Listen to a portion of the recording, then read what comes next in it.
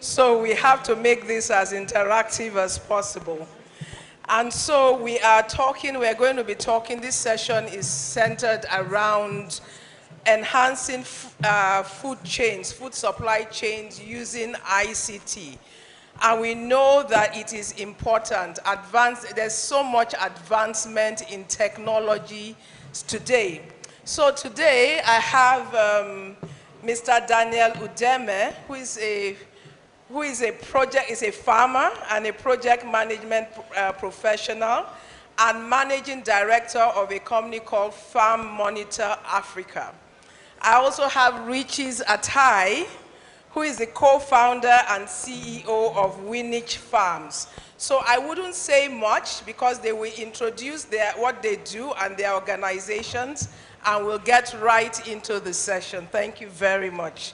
So I'll sit here. Is that fine? Yes, absolutely. No, okay. Blessed am I amongst men. All right then, so Daniel, please tell us what Farm Monitor Africa is all about. Okay, good afternoon everybody, or good evening. I'm sure we are all tired, so I'll get straight at it. Farm Monitor is an organization that creates technology tools for agriculture. One of our prime products is the Farm Monitor app, which de-risk both farmers and farmer financiers. So we've heard a lot of things about access to finance, and I just accosted the FCMB organ to say, come, your solution is with us already. So what we do, we track performance indicators from the field, the scope of the field, the crop health using satellite images, the risk on the field, especially things like flash floods, and sometimes you have flash floods, sometimes you have droughts. It's a very funny system we have. So we track 5-6 key performance indicators on the field and report them in real time to farmer financiers. So farmer financiers like impact financiers or profit-oriented financiers like the banks and the insurers. But for the farmers, we provide them, one of the tools we give them is the Climate Smart Farm Monitor Calendar. Now it's automated. It integrates data from the satellite, from soil analytics, I mean a couple of other components, including weather and what is actually going on the field. We integrate this data with an AI model that makes farm-specific recommendations to the farmers in their local dialect.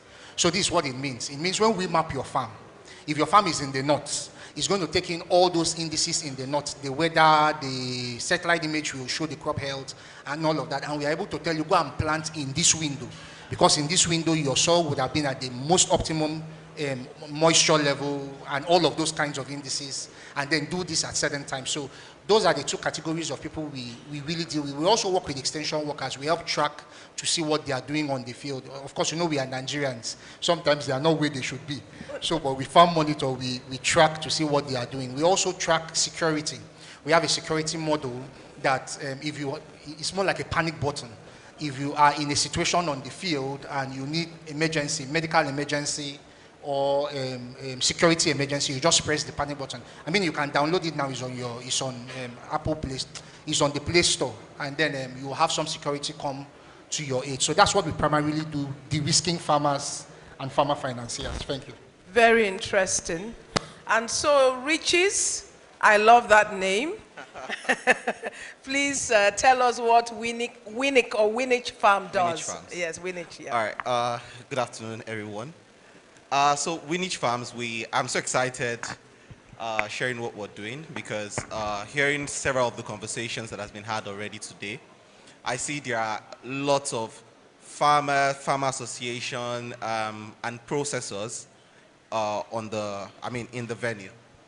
So what Winich Farms does is we're an agtech company that provides a platform that allows small processors and retailers get access to inventory directly from smallholder farmers.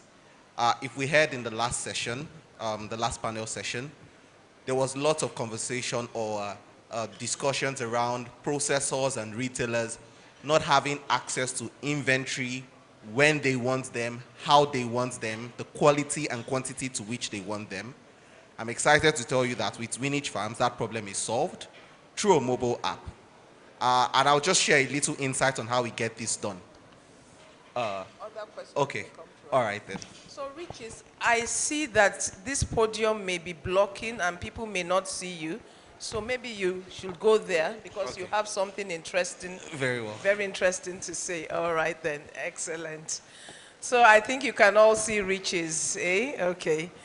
So, very interesting what we're using technology to do in agriculture across Africa. So a question for you, Daniel. You've talked about utilizing real-time monitoring technologies to enhance efficiency and reliability of food chains. Can you walk us through an example of how you have done that using your solution? Hello. Okay, so I'll share a couple of things that has happened. So the first experience isn't a good one. So I'm a farmer. So we have a 2,500 hectares of farm in Makode, but this episode actually happened in Bida, where we have about 300 hectares of rice farm. One of my staff got bitten by a snake, a snake with a black back and a yellow underbelly. And before we could even pull him out of the farm, he was dead. So that's an instance of how Farm Monitor helps the ecosystem. Because if we had that system in place before that time, that wouldn't have happened. Part of what we have realized is that, everybody knows that we don't have data. So with the kind of data Farm Monitor has and is generating now, we are able to make recommendations. We are able to make forecasts, especially. We've talked about access to markets here over and over again. Whatever it is, okay, so we have a system where we have a yield predictor. What this yield predictor does is very simple. Because of all of this data we are integrating, we are able to tell which farm in what location is expecting what crop. And we load that into a market system online where you can order produce even before they are produced. Now, some of the challenges we have on the field, like I said, where you have flash floods and all of those things, are risks we are able to mitigate so that investors have the confidence to invest more, put more money. We already know that one of the challenges, especially for smallholder farmers, is access to finance. Once investors now know that their investment is at least to some certain degree secure, because you are seeing what's going on the field, there's a report to you on a daily basis what's going on, it improves the efficiency of that system. So that is how our real-time monitoring, so like I talked about the snake bites, you'll be wondering how does that connect, because you see, if that happens to me, now, so I lost a chunk of produce that season because we couldn't go to farm, all right? But if we had data previously that kind of thing could happen, we would have been better prepared. Once that guy got bitten, we would have been able to maybe treat him on site or something. And then so we need to understand that there is a need for us to rely much more on data for reliability, and that's what we provide. So like the leprosy missions, for instance, their yield has improved from the average of 1.6 that it was 2 years ago. They are currently doing 2.1, which is as a direct result of proper management, the extension service we provide on the field, which is something we haven't even talked about here. Our extension system needs revamping. When we talk about reliability of the system, we can't have a reliable system if we don't have boots on the field telling us the truth of what is happening. We can't stay in our offices and know what is happening. So your solution is very granular. Yes, very granular. Interesting. Riches. How does your digital platform empower farmers and improve their access to markets and resources? So how does it, walk us through what happens on your platform. All right, very well. So I would just give an example using the financial sector, and then I'll bring it home to the agricultural space.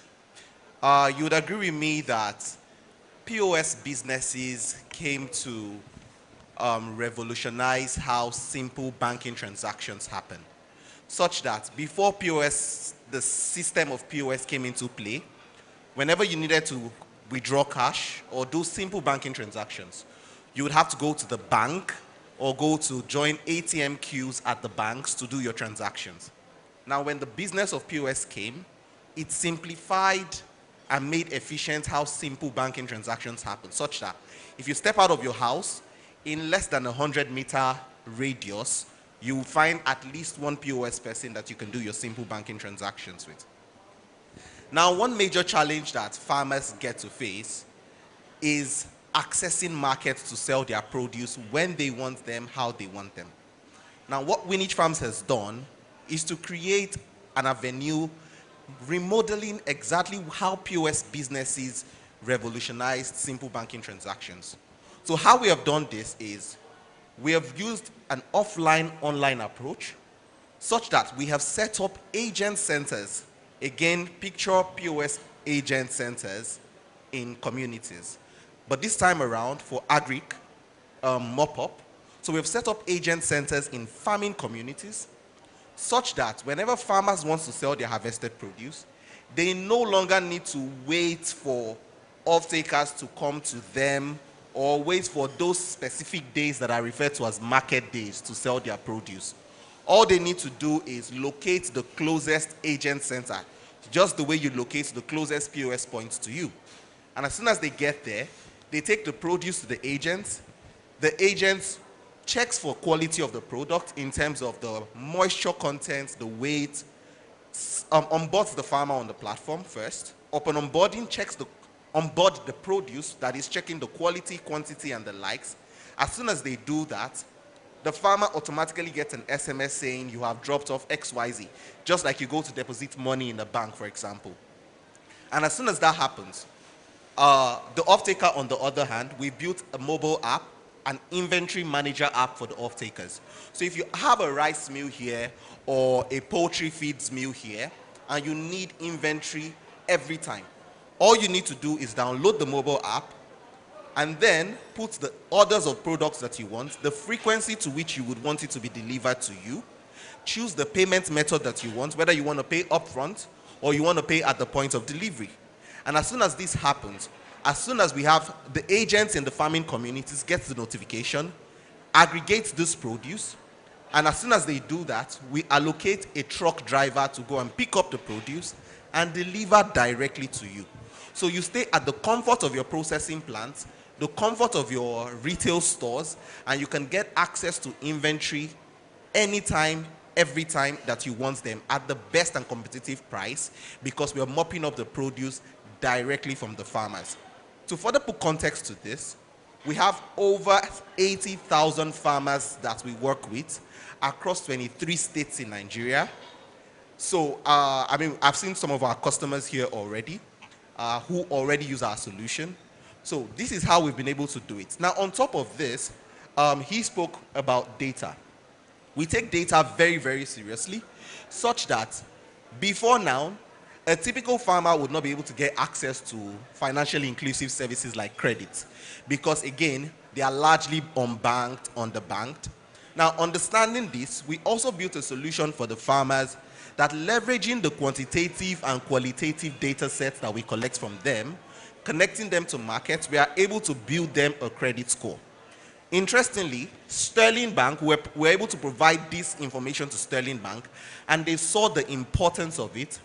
And as of today, we have provided the first debit card for smallholder farmers. As you can see, it's fully branded Winich Farms, and right behind, powered by Sterling Bank. As of today, over 5,000 farmers have access to these cards, and we're scaling these cards to 195,000 farmers within the next 18 months. So with this, farmers, we're driving financial inclusion. So market access first for the farmers, access to inventory for the processors and retailers, and then now access to finance for farmers. Because with this, farmers who were previously unbanked and underbanked are able to be financially included, have good track record in terms of quantitative and qualitative data sets that the banks can now trust and provide access to credit. If you see a program like NIRSAL, there was some level, a huge level of default for some farmers because it was a case of putting black pegs, round pegs in. But with Winich Farms now, we've been able to create a credit score for the farmers, and then farmers who have received credit are able to pay back because they have shown credit worthiness for their track record. Thank you. Thank you very much. That is very interesting. Really, really interesting. So I remember when we had this conversation a few days ago, you also mentioned that inbuilt in your app is a traceability system. Am I right? Absolutely. So what does that mean? I mean, for our audience here. So something that is really key right now across the world is knowing where the food that we consume comes from, right? So with the structure that we have built, if you pick up a bag of whether it's paddy rice or a tuber of yam that was facilitated by Winich Farms, because of the structure that we have built, I can categorically tell you if I see that tuber of yam, I can tell you what truck driver brought that tuber of yam to you. I can tell you the estimated travel time that it took the driver to move from the place that it was aggregated to you. I can also tell you the agents who aggregated the produce. I can tell you how long the produce stayed with the agents.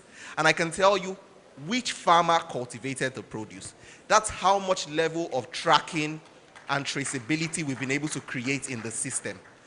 On top of this, we're further doubling down on this such that a couple of months from now, we're collecting data from farmers to know the kind of farms they used, the kind of inputs they used. So as an exporter, if you're here and you're mopping up produce or you're using our solution to get access to produce, we are going to be able to provide you information on not just the farmer who produced it, but the land that was used, the kind of fertilizer that was used, if it was cultivated organically or not. And this is the level of tracking and traceability that we have created and we're doubling down on.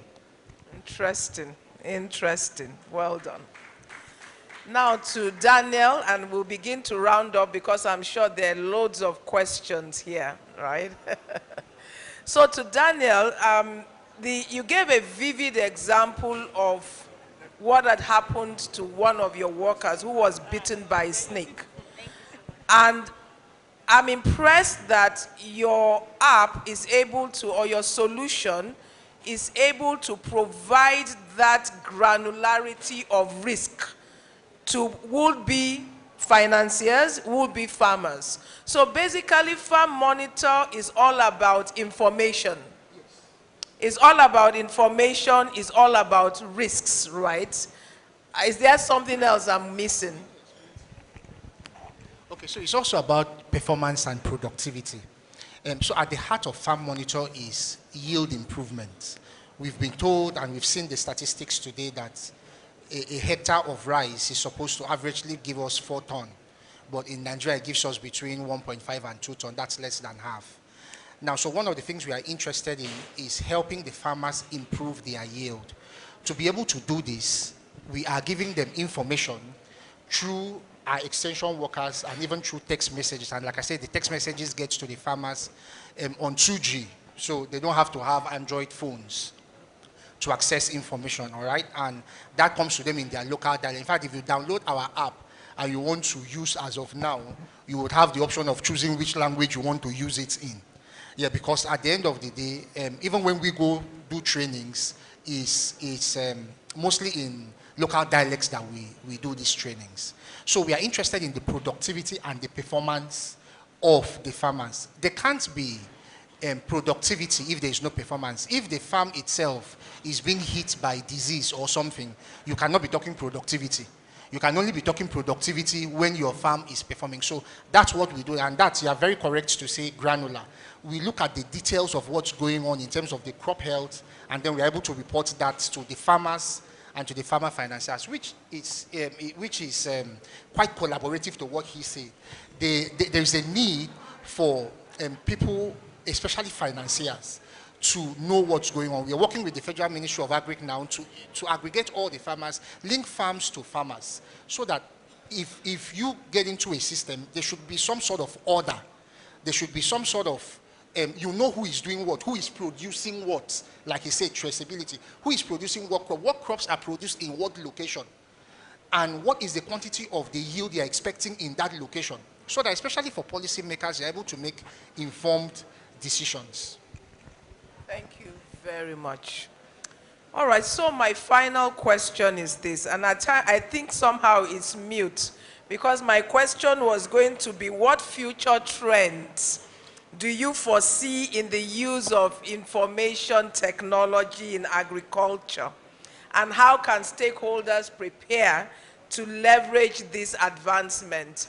Listening to both of them, I already feel that we're already in the future, right? We're already in the future. We're already experiencing some part of what the future would look like. But I put the question to you, Riches, what do you foresee? So you've done all of these things. What next on Winich, on your platform, what will be the next thing to do? What do you foresee? Thank you so much. So with the way, right now, there's been a lot of conversations happening around climate change and the role that smallholder farmers play in helping to save the climate. You know, the interesting part, which is a sad story at the end of the day, is smallholder farmers contribute the least to challenges around climate change, but yet they are the most affected by climate change. Right now, a lot of farmers are no longer cultivating during rainy season because of incidents around flooding. And this incidents caused by flooding, as a matter of fact, smallholder farmers contribute heavily in preventing it, right? But then, even though they contribute largely to preventing it, the large multinationals who contribute the most to issues around climate change are not affected as much as smallholder farmers. So what we see in terms of technology and how we can utilize it in further driving food security in the country is collecting this data in terms of, on a unit basis, how farmers are contributing to saving the climate and how we can make these multinationals compensate the farmers who are the most affected by the actions that they are doing in terms of affecting the climate. So for us, the next layer of contribution on the lives of rural smallholder farmers is to put together this data and then see how the multinationals can compensate the farmers. Because like I oftentimes say at Winich, is Winich is more than just a profit-oriented business. It's a cause at heart to improve the lives of smallholder farmers who put foods on our tables daily, but yet have been largely marginalized. So if we can introduce technology to do and solve this problem for both the multinationals and the smallholder farmers, I am strongly an advocate to the fact that this will go a long way to driving food security in the country and across the world. Thank you very much, Riches. Daniel, over to you. Okay, so I've seen that the moderator is already warming up to come up. Yes, yes. So this is where we are going with Farm Monitor. We are building an AI-driven system.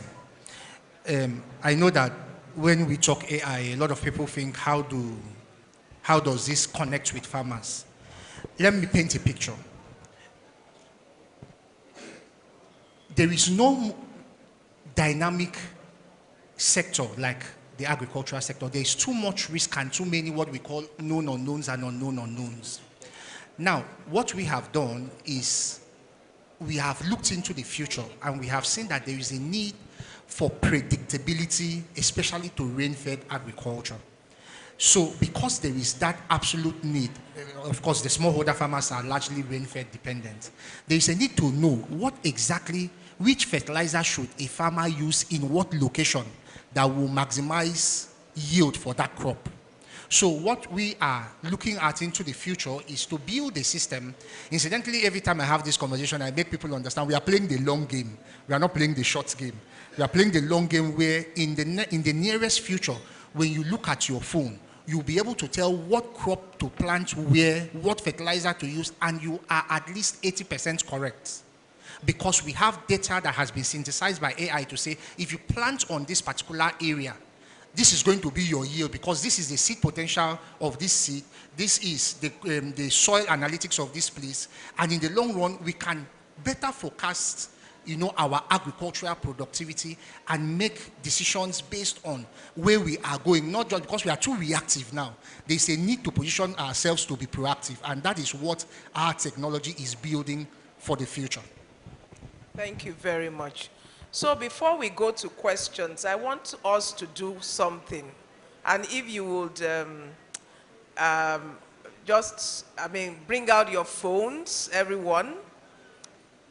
Your phones, please. Can everyone bring out their phones very quickly? Your phones are out? Okay. Did you say it's on the App Store? Yes, it's on the App Store. I want you to go to your App Store and download Farm Monitor. At least, because I have gone through it and I've asked for a free trial. Farm Monitor. You see a green logo. It's with a green logo. It has a green logo. Like a computer with a leaf inside. So the logo is like a computer that has a leaf on the inside. Please download. The same thing goes for Winich. W-I-N-I-C-H. Is it just Winich? Winich Farms. Winich Farms, yes. You see this head. Eh? You see this head as a logo. Okay, so he's wearing his logo. He's wearing the logo. Download it. There's a free trial tool there that tells you what they are able to do. Technology is very important. When Winich Farm was talking, I remember the conversation I had before this session with an elite group of women farmers. And I was thinking to myself that they need to talk to both of them because they can leverage on the advantages that these platforms provide. Winich Farms and Farm Monitor. Please download it, and maybe at the end of the session, you can engage with them. So are there any questions, please? Are there any questions? Yes, there's one question right there.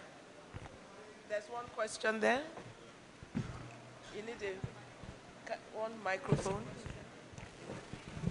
Look at her. Okay, good evening, everybody. My name is Bosibem Emmanuel. I'm the programs manager for Nigerian Association of Women in Agriculture. The question I have for the two tech companies specifically, or more to Farm Monitor, your tech, the use of your tech by smallholder farmers to a large extent depends on their ability to be able to own and operate an Android phone. So where the farmers we deal with, the small-scale farmers we deal with, and the communities we work in are far to reach rural communities. Some don't even have network. Some need to go to a certain position to just stand there to even have the normal communication network, not for any form of internet connectivity. How are they going to be able to utilize your technology in those locations? Is that all, sir? Yes, that's all. Okay, so a quick one. Number one, the technology works both offline and online. So the challenges of the offline is settled already. That's not a challenge with us at all. But secondly, our deployment strategy is mainly through extension workers. Now, I totally agree with you. In fact, yesterday I was at the launch, the launch with the National Bureau of Statistics. Agricultural launch was there in Abuja yesterday. And part of the data that they shared with us yesterday was the number of households exposed to phones. It will be very, we really don't understand that these farmers, should they go for election and they vote, they understand technology. They do. They just don't have enough money to be buying data and buy the big phones and all of that. However, they do understand. And especially when you bring it in their language. And like I said, this is already provided in their language. So they don't have to operate it in English at all from the beginning to the end of the use. So outside the offline, there's the language functionality for them. And mostly, like I said, we deploy through extension. We expect that farmers cluster themselves or one extension. And so like for the IFAD VCDP projects that we are working on, we put an extension agent over 500 farmers. Is that extension agent's responsibility to take this information to them and even be responsible for their productivity? So we pay them based on performance and productivity. If you go to the farm, because we are tracking the extension workers from the office, we can see where they are, if they are taking the data where they should give us data from, if they are actually helping the farmers. All right? So if they do that as they should do 10 times in a month, that's 50,000. Now, but the second part of their payment is 20,000 and is productivity based. If your set of farmers don't meet their productivity, you are not entitled to it. All right, so we expect, and that's why I said the conversation we've not had here is the extension agent conversation. Because no matter the technology, the improves it, no matter what you do, you need that chasm of technology and all of that with the extension, with the farmers, is the extension. So without a proper structure, without a reorganization, and that's the conversation we're having with the Ministry of Agriculture, we've actually drawn out a business model. Extension agents, government don't have to pay. That entire system is self-sustaining, just like insurance is self-sustaining. All right, so we have advocated that extension agents should be deployed. So we deploy extension agents. Some farmers do actually use directly, but our advocacy is for extension agents because it's not only technology. These are the people that will get the right input and all of that and give them the support they need. I hope this answers your question, sir. Yes, sir. Hello. Yes, Hello. I am Rakesh from Dangote Fertilizer. I wanted to ask gentlemen about the Please, we can't hear traceability. you. Yeah, sorry. I am Rakesh from Dangote Fertilizer. I wanted to ask Winich on the traceability you said. You gave a long list of like what you can do, right from the farm to the where your product, the farmer product is moving, how much of this was used, and so how do you do it? It was like is it a trade secret? Can you share that? Thank you. So, like I said, right now, what we track and trace are the things or the items under our purview. Right now, we are not providing information on things like the fertilizers that was used. What we're providing is in terms of the farmer who cultivated the product. Again, we collect this information at the point of onboarding. We also collect information in terms of the agents who aggregated the product. Again, we have this information because every of the agents is registered on the platform. We also collect information on the agent, how long the product was stored at the agent centers. That's from the point when it was aggregated. Again, because at the point when they're aggregating it, they use the technology and impute the information of when so we have that data. Now, when the driver picks up the product, we also know when the driver picks up the product because the driver also has, if you go on the app store, you will see there's a Winich driver and then there's Winich off-taker. So the drivers also has a mobile app that he gets information on when he's to pick up a produce. So we collect that data as well. When the product is moving from one location to another, we have integrated the Google Best Route Matrix on our app, so we know as the driver moves at each point in time. So we know the travel time between when the driver picks up the produce and when it is delivered.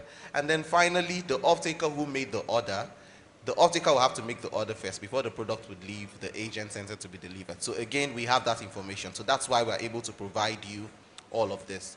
Now, right now we're seeking partnership and trying to partner with input providers for farmers in terms of credit or sales to the farmers, direct sales, and this includes fertilizers. So with this, by the time a farmer is getting access to this credit or this input, we'll also be able to get the information in terms of how much input was given to this farmer, how much fertilizers, how much pesticides was given to this farmer, and we will be able to report this information as well when required.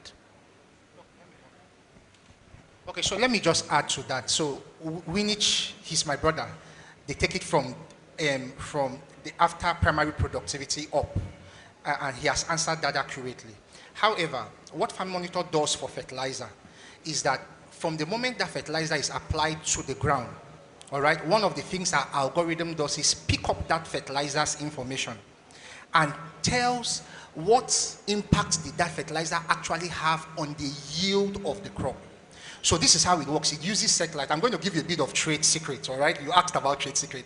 So, but this is not really the trade secret. This is one simple, anybody that, okay. So if you do a simple regression analysis, all factors being constant, and only fertilizer is the variable, you would see the impact of the fertilizer on the other, on, you know, what your subject is. In this case, the subject is the yield, all right? So now Farm Monitor is able to pick up that information from the satellite and is able to say this fertilizer was put. First and foremost, if your nitrogen in the soil has increased, the soil analytics would spike.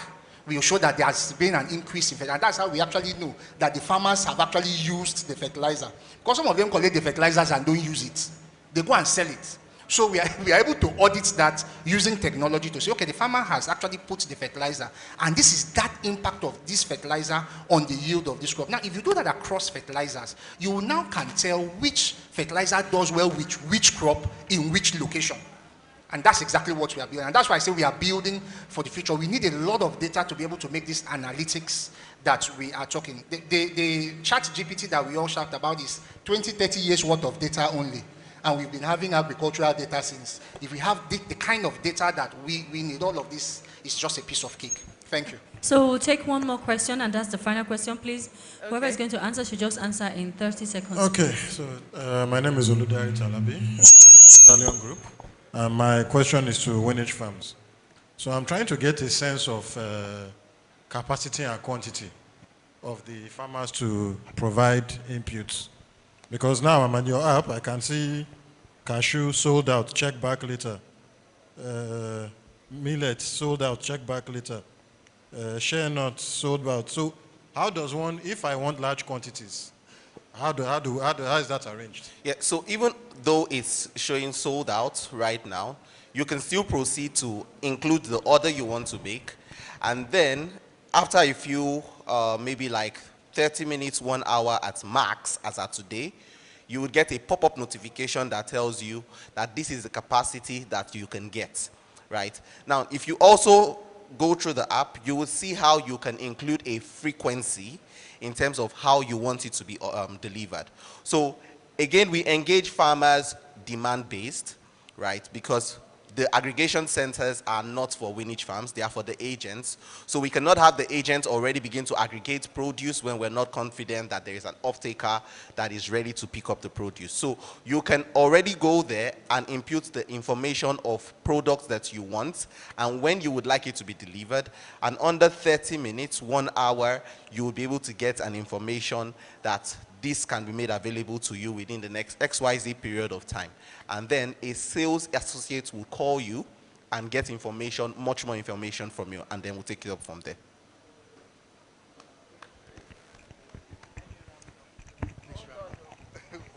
One minute, let me just round up. So thank you very much, ladies and gentlemen. Please, a round of applause for these two gentlemen that have dazzled us this evening. Please, I encourage you to do more and look at the possibilities that using technology opens up for your business. Thank you very much.